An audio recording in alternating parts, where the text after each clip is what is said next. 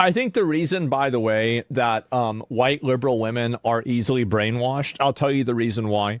I think that emotional messaging works better on women than it does on men. I think this is just a fucking fact.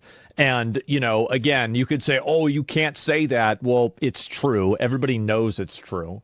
And then on top of that, I think that women are more susceptible to that type of manipulation.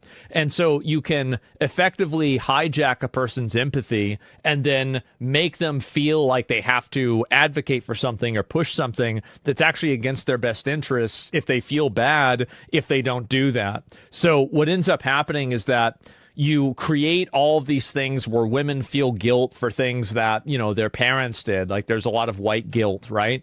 And then you weaponize that white guilt on a group of people and also like a lot of these women too. Here's another component is that many of them don't have any real problems. They just don't. They don't have any real problems. They're suburban moms. They have a nice job. Everything's totally fine in their life. So there's nothing really that's problematic for them. So they have to invent these problems for themselves.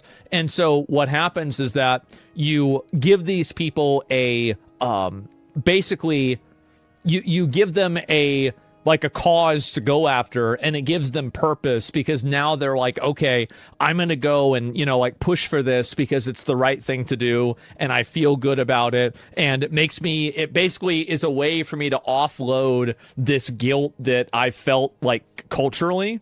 And I feel like I have to do this because of that cultural guilt. I think that's basically what happens. And I think that this happens with men too, but it's primarily a female thing. I think so. And you can look at polls of people and like how much women support like all of these soft on crime policies and, bringing in refugees and these migrants.